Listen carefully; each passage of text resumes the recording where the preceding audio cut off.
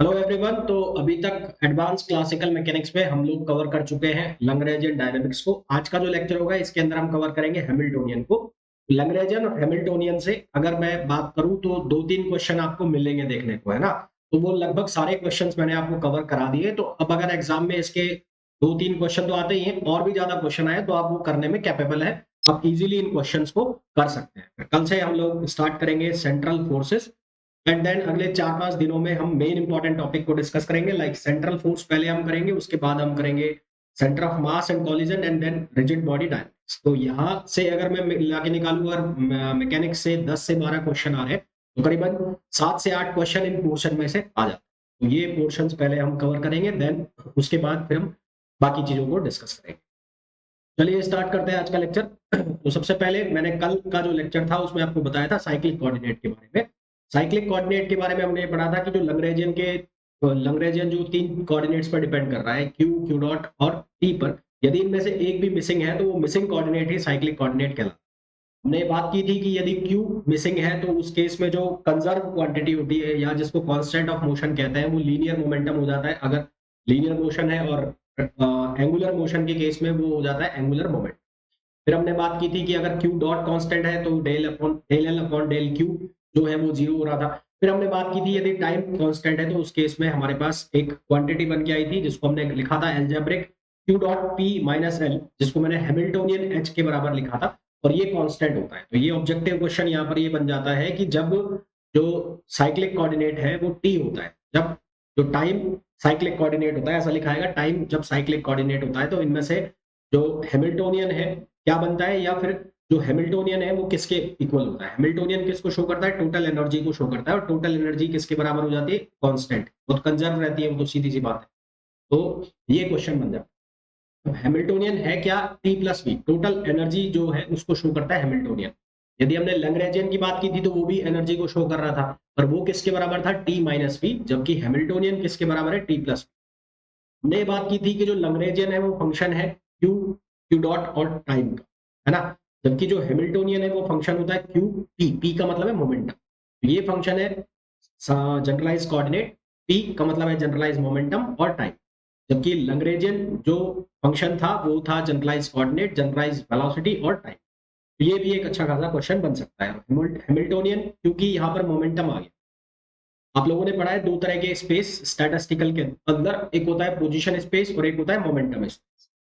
Position space केवल और केवल हम यूज करते हैं जब हमें पोजीशन को रिप्रेजेंट करना हो। यहाँ पर पोजीशन भी आ रही है और मोमेंटम भी आ रहा है, दोनों चीजें आ रही है, इसलिए जो हैमिल्टोनियन है उसको किस में लिखा जाता है, फेज स्पेस में लिखा जाता है। हैमिल्टोनियन को फेज स्पेस में लिखा जाता है। फेज स्पेस क्या होता है साहब, फेज स्पेस होता है कॉम्बिनेशन किसका, पोजीशन स्पेस का और मोमेंटम स्पेस। मोमेंटम स्पेस और जो पोजीशन स्पेस है, उन दोनों का जो कॉम्बिनेशन है उसको हम क्या कहते हैं, फेज स्पेस। आगे बढ़ते हैं। हैमिल्टोनियन जो है कुछ स्टैंडर्ड क्वांटिटी के लिखे, उसके पहले ये चीज मैं शायद, ये आपको बहुत अच्छे से याद रखना है, ये इंपॉर्टेंट है, जिसको हम कहते हैं हैमिल्टोनियन इक्वेशन ऑफ मोशन। तो ये इक्वेशन ऑफ मोशन आपको याद रखनी है, क्वेश्चन जो बनेंगे इन्हीं के ऊपर बने। पी आई डॉट का मतलब है मोमेंटम को टाइम के रेस्पेक्ट में डिफरेंशिएट करके लिखा हुआ है, यानी कि डीपी अपॉन डी टी। तो पी आई डॉट बराबर होता है minus del H upon del Q, del H upon del Q. और पी आई डॉट की वैल्यू आप ऐसे भी निकाल सकते हैं, del L upon del Q, del L upon del Q. फिर क्यू आई डॉट की जो वैल्यू है वो किसके इक्वल होती है, del H upon del P, del H upon del P. और पी आई, सिर्फ पी आई की वैल्यू आप लिख सकते हैं del L upon del Q I dot, del L upon del Q I dot. ये आप जानते भी है, हम बात कर चुके हैं, इसको जनरलाइज मोमेंटम भी कहते हैं। कई बार ये जो है जनरलाइज मोमेंटम आपको कैनोनिकल मोमेंटम भी लिखा मिलेगा, कैनोनिकल मोमेंटम का शब्द भी जो इसके लिए आपको लिखा मिलेगा। फिर आपको ये याद रखना है del H upon del T equals to minus del L upon del, del H upon del T equals to minus del L upon del. कुछ स्टैंडर्ड केस है उनकी हैमिल्टोनियन इक्वेशन आपको याद रखनी है। जैसे फ्री पार्टिकल के लिए जो हैमिल्टोनियन इक्वेशन है उसको लिखा जाता है h equals to P x square plus P Y square plus P Z square upon 2m। और आप इसको ऐसे लिख सकते हो, algebraic summation of P square upon 2m, ऐसे भी लिख सकते हो। एक charge particle under electromagnetic field, इसका लैग्रेंजियन मैंने आपको लिखना है बताया था, और मैंने कहा था कि ये क्वेश्चन बहुत बार आता है।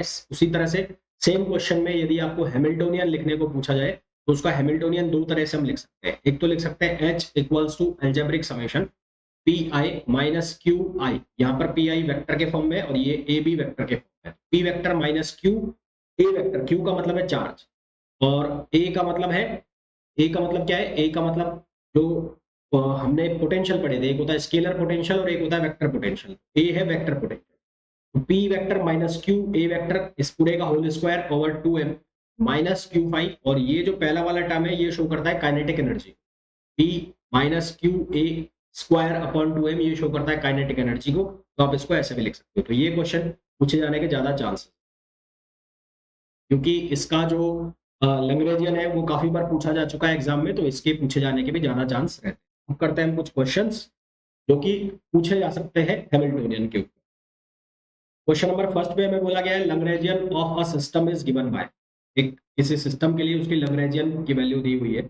मैं बोला है which one of the following is conserved, which one of the following is conserved, इस तरह के क्वेश्चन आए तो इसका मतलब आपसे ये पूछा जा रहा है साइक्लिक कोऑर्डिनेट कौन सा।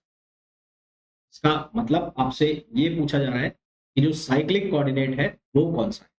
ठीक है, अब जो एल है, एल, एल का मतलब है लैग्रेंजियन। अब जो लैग्रेंजियन है उसको आप लिखो, पहले लिखो आप, निकालो वैल्यू डेल एल अपॉन, यहाँ पर क्या है phi, del L upon del phi dot की वैल्यू निकालो। ठीक है, del L upon del phi dot की वैल्यू निकालते हो तो क्या बनेगा, पहला वाला तो जीरो, क्योंकि फाई डॉट के रेस्पेक्ट में। तो यहाँ पर क्या बनेगा, ये 1/2 ml² एज इट इज, और ये sine square theta as it is. Phi dot square का जब करोगे तो ये बनेगा 2 फाई डॉट, तो यहाँ से 2 से 2 कैंसिल हो गया, तो आपको वैल्यू जो मिलेगी वो मिलेगी ml² साइन स्क्वायर थीटा और फाई डॉट। ये del L upon del phi dot की वैल्यू आ गई। तो इस पूरी इक्वेशन के अंदर del L upon del phi अगर आप देखोगे तो फाई का टर्म है ही नहीं, तो फाई का टर्म नहीं है तो ये कितना हो गया, जीरो। अब आपको यहाँ दिख रहा है, मैंने ये कहा था कि जो भी मिसिंग कोऑर्डिनेट है वो जनरलाइज कोऑर्डिनेट होता है और वही कंजर्व होता है। कंजर्व के लिए आप क्या करते हो, D upon D T, phi के रेस्पेक्ट में कर रहे हो तो del L upon del phi dot minus del upon del phi, del L upon del phi equals to zero. ये तो हो गया जीरो, ये जीरो हो गया ना, ये जीरो हो गया, तो क्या बचा आपके पास, आपके पास बचा D upon D T del L upon del phi dot equals to zero. इसका इंटीग्रेशन करोगे तो क्या बनेगा, del L upon del phi dot, और ये किसके इक्वल हो गया, ये हो गया कांस्टेंट। तो del L upon del phi dot की आपने वैल्यू निकाली हुई है, वो वैल्यू क्या आई है, ml square sine square theta और phi dot equals to constant. आप इसको ऐसे भी लिख सकते हो, sine square theta phi dot, ml square से अगर इसको डिवाइड कर दो, यानी कि कांस्टेंट को डिवाइड कर दो आप ml स्क्वायर से, तो भी वो कांस्टेंट ही बनेगा। दैट मीन्स कि आप इसको लिख सकते हो कि sine square theta phi dot इसके बराबर हो जाएगा, कांस्टेंट के इक्वल हो जाएगा। कांस्टेंट के इक्वल कौन सा हो गया, sine square theta phi dot. Correct answer क्या आ गया, ए ऑप्शन इसका करेक्ट आंसर। नेक्स्ट क्वेश्चन पे आइए। ये क्वेश्चन मैं आपको पीवाई क्यूज में करा चुका हूँ, फिर करा रहा हूँ। इस क्वेश्चन में हमें लैग्रेंजियन दिया हुआ है, हमें हैमिल्टोनियन इक्वेशन ऑफ मोशन पूछा है, अभी जो मैंने आपको इक्वेशंस बताई थी उनमें से ही इसको सॉल्व करना है। तो इसको सॉल्व करने के लिए अब एल में दिया हुआ है तो एल वाला फॉर्म ले लो। आप क्या लिखोगे, पी, पी थीटा डॉट, वो किसके बराबर होगा, del L upon del theta, del L upon del theta. तो इसको थीटा के रेस्पेक्ट में डिफरेंशिएट कर दो, तो पहला वाला तो थीटा डॉट में है, थीटा डॉट में है ये, तो ये तो होगा नहीं डिफरेंशिएट, कौन सा वाला होगा, minus M G L, minus से मल्टीप्लाई होकर प्लस हो जाएगा, यानी कि आप डिफरेंशिएट कर रहे हो किसको, आप डिफरेंशिएट कर रहे हो उस पूरे में से एम जी एल और cos theta. M G L cos theta को जब आप डिफरेंशिएट करोगे तो ये बनेगा माइनस एम जी एल और sine theta, minus M G L sine theta, ये बन गई एक वैल्यू। फिर दूसरी वैल्यू क्या बनाई थी मैंने, इसकी दूसरी वैल्यू बनाई थी पी थीटा, और ये किसके बराबर लिखा गया था, del L upon del theta dot. तो थीटा डॉट के लिए पहला वाला जो टर्म है उसको डिफरेंशिएट कर दो, पहला वाला टर्म को अगर डिफरेंशिएट करोगे तो वो बनेगा एम एल स्क्वायर, और थीटा डॉट का कर रहे हो तो 2 से 2 कैंसिल होगा, तो बन जाएगा थीटा डॉट। अब आपको वैल्यू चाहिए किसकी, थीटा डॉट की, थीटा डॉट की वैल्यू कितनी हो जाएगी, P theta upon M L square. तो ये चेक करो कौन कौन से ऑप्शन मैच कर रहे हैं, तो पहला जो ऑप्शन है वही मैच कर रहा है, M G L sine theta, और ये सेम लिखे हुए हैं क्या, ये दोनों ही ऑप्शन सेम लिखे हुए हैं ना, P theta dot minus M G L sine theta, theta dot, ये तो मेरे ही लिखा हुआ है, सेम लिखा हुआ है, इसको सही कर लेना है। इसको यहाँ पर कुछ और बना दो, या पी थीटा डॉट कर दो, इसको एक काम करो, ये कर दो बस, तो फिर ए ऑप्शन मैच कर जाएगा। यहाँ पी थीटा डॉट कर दो, यहाँ पर क्या आना है, यहाँ पर सिर्फ पी थीटा। ठीक है, तो इसका करेक्ट ऑप्शन क्या आ जाएगा, ये आ जाएगा। Next question, the Lagrangian of free particle, Lagrangian of free particle in spherical coordinate is given by the quantity that is conserved। में वो क्वांटिटी चाहिए जो कंजर्व है। अब इस इक्वेशन में पूरे में आप देखो, आर है, थीटा डॉट है, फाई डॉट, आर है, थीटा डॉट है, फाई डॉट है, और थीटा भी। ठीक है, देखो यहाँ पर इस इक्वेशन के अंदर आर डॉट लिखा हुआ है, आर भी लिखा हुआ है, फिर इस इक्वेशन के अंदर थीटा डॉट भी लिखा हुआ है, थीटा भी लिखा हुआ है। इस इक्वेशन के अंदर फाई डॉट लिखा हुआ है, फाई डॉट और फाई नहीं है, इसका मतलब ये फाई मिसिंग है। फाई मिसिंग है मतलब आप अगर del L upon del phi करोगे तो वो किसके बराबर आ रहा है, जीरो के बराबर आ रहा है ना। Del L upon del phi करोगे तो वो किसके बराबर आ रहा है, जीरो। तो अगर आप ये इक्वेशन लिखते हो, D upon D T del L upon del phi dot minus del L upon del phi equals to zero, तो ये वाला जो टर्म है वो जीरो अप्रोच कर गया। तो ये जीरो हो गया, तो आपके पास बचा क्या, आपके पास बचा D upon D T del L upon del phi dot equals to zero. तो यहाँ से क्या हो गया, del L upon del phi dot equals to constant. तो करेक्ट आंसर क्या आ गया, करेक्ट आंसर आ गया सी ना। तो बहुत सिंपल सा क्वेश्चन था। इस इक्वेशन इस तरह से कंजर्व देखना हो या कौन सा कांस्टेंट है, तो एक बार कोऑर्डिनेट्स में से ढूंढ लिया करो कि कौन सा टर्म गायब है। जो टर्म गायब है सिर्फ उसी पे काम करो, बाकी पे सब पे करोगे तो फिर बहुत लंबा क्वेश्चन खिंच जाएगा। मेरा कहने का मतलब है, अगर मैं वैल्यू निकालता आर डॉट आर की, तो उसका डिफरेंशिएशन हो जाता, वो जीरो के बराबर नहीं बैठता, एक टर्म जीरो नहीं हो। अगर मैं थीटा डॉट या थीटा के रेस्पेक्ट में करता तो भी कहानी बन जाती। जब मैंने इसको फाई के रेस्पेक्ट में कराया, मेरे को पता लग रहा है यहाँ से कि del L upon del phi zero हो रहा है, तो मैं इसको आराम से सॉल्व कर। नेक्स्ट क्वेश्चन का, नेक्स्ट क्वेश्चन में हमें बोला गया है, the Hamiltonian of particle is H where Q is the generalized coordinate in P. Lagrangian बताना है हमें इसका। देखो हमारे पास हमने ये पढ़ा कि एच जो है वो किसके इक्वल है, क्यू डॉट पी माइनस। तो यहाँ से लैग्रेंजियन जो होगा वो किसके बराबर, वो बराबर बनेगा Q dot P minus H, Q dot P minus H. तो आपको इसमें क्यू डॉट की वैल्यू चाहिए एक तो, और एक किसकी वैल्यू चाहिए, पी की वैल्यू चाहिए। तो पी की जो वैल्यू है, पी की, वो किसके बराबर होगी, वो हमारे पास जो इक्वेशंस लिखी हुई थी उन इक्वेशंस के अकॉर्डिंग पी की वैल्यू हम निकाल लेते हैं। यानी कि जो इक्वेशन ऑफ मोशन मैंने लिखी थी यहाँ पर, ये वाली। तो एक तो आप निकाल लो क्यू डॉट की वैल्यू, तो क्यू डॉट किसके बराबर है, del H upon del P, Q dot की वैल्यू। और पी की वैल्यू निकालने की जरूरत नहीं है क्योंकि डेल एल एल हमें बना, क्यू डॉट की वैल्यू हम निकाल लेते हैं जो कि किसके बराबर है, del H upon del P. तो क्यू डॉट की वैल्यू निकाल,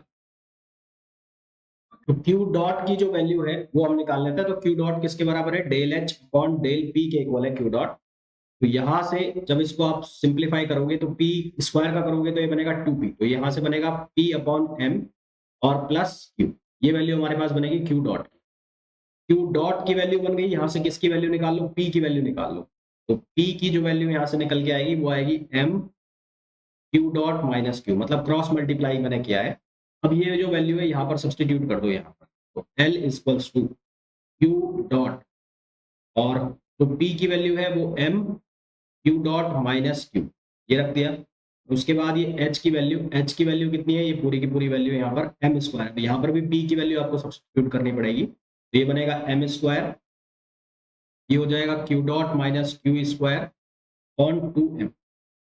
और इसको जब हम सिंप्लीफाई करेंगे तो हमारे पास जो इसका आंसर आएगा, इसमें यहाँ पर भी वैल्यू रखनी है आपको, तो ये बनेगी m Q dot minus Q और q।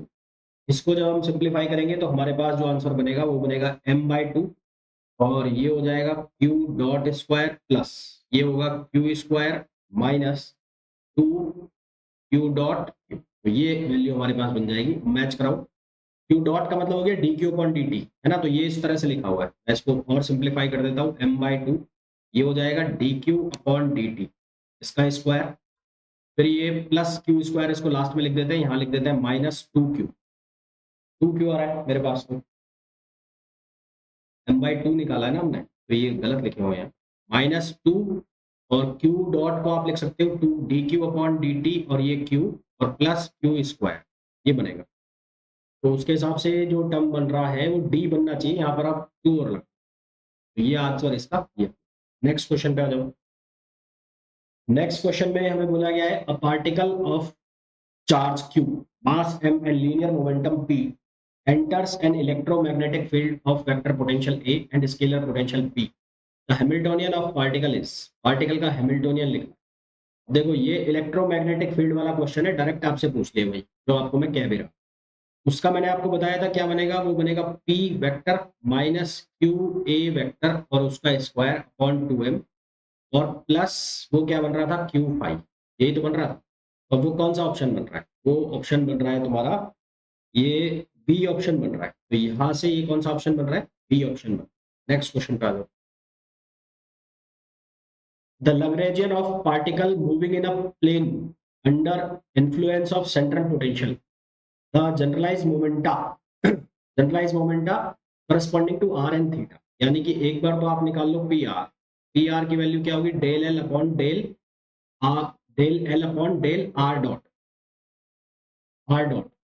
आर डॉट के रेस्पेक्ट में करोगे तो सिर्फ ये वाला होगा, ये बनेगा 1/2 m और ये 2r डॉट, तो ये कैंसिल हो गया यहाँ से, तो ये बन जाएगा mr डॉट, ये तो बन गया फर्स्ट।